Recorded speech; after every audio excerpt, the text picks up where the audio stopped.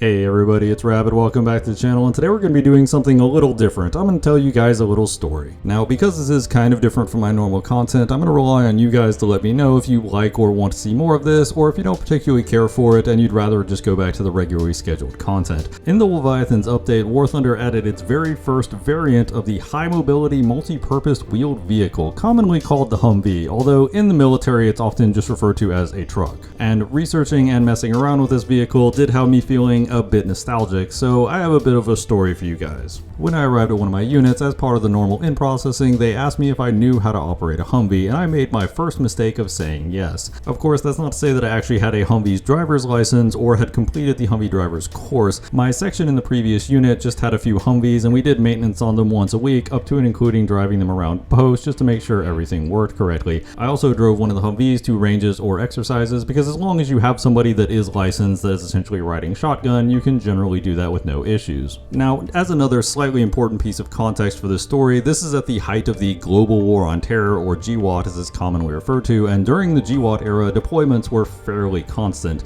In fact, at one point I had about 9 to 12 months of my time with this unit wherein I was the only person that was in garrison. Everybody else was either getting ready to be deployed, getting deployed, coming back from getting deployed, or preparing to leave the unit, or even preparing to leave the army. So I had a fairly sizable period of time in which I was effectively supervising myself, as there was nobody else that was available for duty in my section. And the reason why I'm bringing this up is because, well, during the events that are about to transpire, I was basically alone in the unit. I didn't exactly have a sergeant that I could talk to about what I was supposed to do about any of this. So one day the company commander called me into his office, and the first sergeant was sitting there waiting for me. This wasn't exactly unusual because, as I said earlier, I was kind of in charge of myself at this point, so I was more or less directly reporting to the company commander and the first sergeant, and the company commander proceeded to explain to me that because I was the only one that wasn't scheduled for a deployment in the next 6 months, that they intended to make me the master driver for the company. Now, I felt the need to point out in this instance that officially,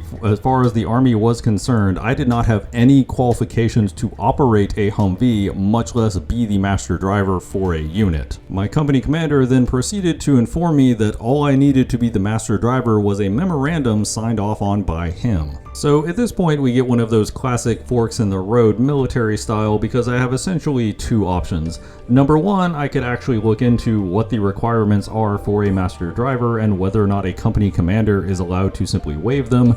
Or number two, I could simply pretend that my company commander and first sergeant are correct. Taking the first option is a bit awkward, because if you do actually find out that the company commander is incorrect, you do have at least some obligation to try and do something about it. Whereas with the second option, you can just kind of claim ignorance. So obviously I went with the second option. I did not bother to check if any of this was correct. Additionally, I'm not sure if anybody watching this has ever checked that closely into the regulations. The Army is kind of fuzzy on exactly what the company commander can or cannot waive. It's a little bit weird in that area, and you're unlikely to find a simple yes or no answer on it. Now, more than a few people watching may be justifiably asking themselves, what the hell is a master driver and what do they do? So I actually had to look this up because I didn't know. I had kind of heard of the position, but I hadn't actually looked into what was involved. Apparently what you're supposed to do as a master driver is give drivers training, administer exams for driving, and issue military driver's licenses.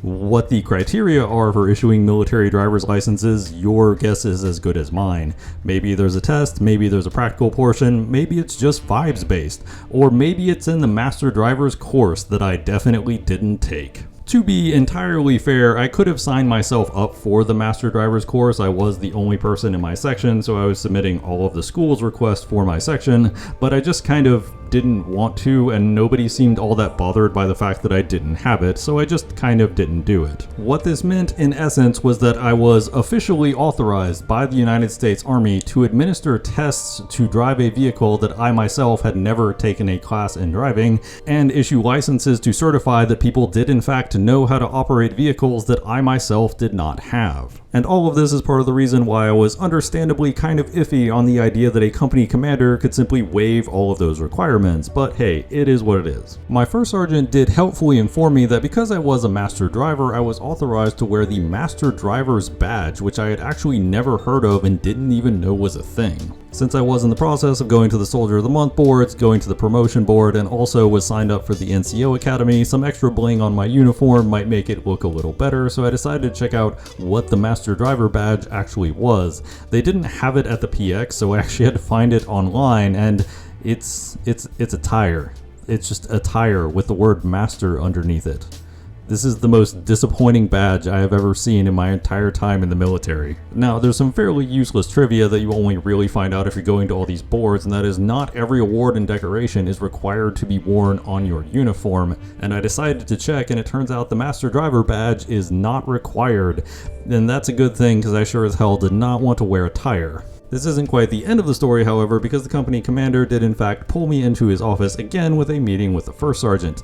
This time they wanted me to be the Motorpool NCO for the entire company Motorpool. Now, calling our company's Motorpool a Motorpool is a bit of a stretch. It was basically just a gravel parking lot in the middle of nowhere surrounded by a chain link fence and had a whopping 2 vehicles in it. So less of a Motorpool really and more of a Walmart at 3 a.m. kind of situation. Now, the 2 vehicles that were specifically in the Motorpool were actually the armored Humvees, not the up-armored Humvees that you might be used to from the global war on terror in Afghanistan and Iraq, but actually the older model of armored Humvees that you would actually see in Black Hawk Down. In fact, the Humvees in Black Hawk Down are basically identical to the 2 Humvees that we had in this Motorpool, down to the woodland camo and everything. Speaking of, while I had definitely seen Black Hawk Down at this point, I hadn't actually seen one of the armored Humvees in person. My last unit had the basic cargo Humvees and also some shelter Humvees with things like satellite communication equipment, but never one of the armored versions. So naturally, when I went to do the basic inspection to make sure we had all of our equipment or our BII for the vehicles,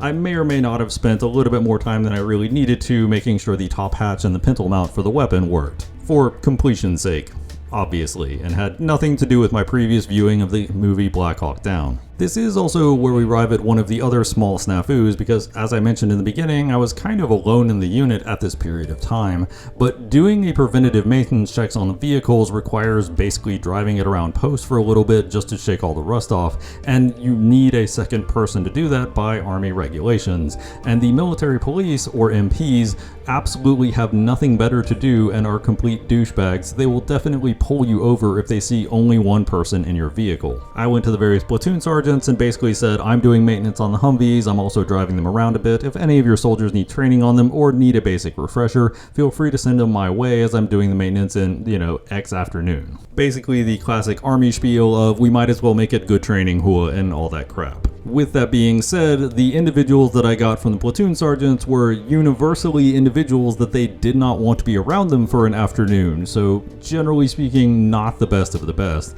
In fact, one of the soldiers did not even have their civilian driver's license, much less their military driver's license, and were essentially useless, although they at least gave it an attempt. One of the other soldiers that I got spent the entire time that we were driving around post helpfully explaining to me all of the lore for their original World of Warcraft character, and I assure you there is no faster way to contemplate how survivable hitting a telephone pole at high speed is than to hear somebody explaining their 3rd World of Warcraft OC to you while driving around base. Of course, inevitably when we were done with the preventative maintenance in the afternoon, every soldier would ask me the exact same question: am I released for the day? And I had to basically give a militarily correct answer to that question. This task is complete, but I am not your sergeant. I cannot release you for the day because I do not know what other tasks they may or may not have for you. However, once you leave here, what you do is entirely between you and your sergeant. And you generally have to give answers like that because it is broadly frowned upon to say something to the effect of, I don't really care if you go back to the barracks and go to sleep or play of Call of Duty for the rest of the day, but I am definitely not telling you that you can or should do that. There are 500,000 people in the Army, and while you may be somebody's problem, you sure as hell aren't mine. Of course, this was one of those scenarios where as long as nothing goes wrong and nobody asks too many questions, everything will basically be fine. Now, it wasn't really lost on me that I was effectively driving around post with a driver's license issued to myself by myself, and if they ever checked my qualifications, I would not have the qualifications to either receive or issue said driver's license. But again, it's one of those hope nobody asks too many questions kind of situations. This does raise the question of how closely the Humvees in War Thunder are to the real thing in terms of their automotive performance, and obviously, as a former master driver, I am one of the most qualified people to answer that question. Obviously. While the overall traction and uphill climbing in War Thunder is artificially nerfed just so players can't get into out of bounds spots, I did generally find the acceleration, turning radius, and reversing was all basically correct. Additionally, the modeling appears pretty much correct as far as I can tell, but it wasn't completely lost on me that because Gaijin doesn't have modern crew models for a US Army vehicle, then the windows are actually opaque instead of transparent. Additionally, the radar trailer on the back of the Humvee in War Thunder does handle like complete crap, and as somebody who's had to drive around a water buffalo once or twice, I can confirm that is basically accurate.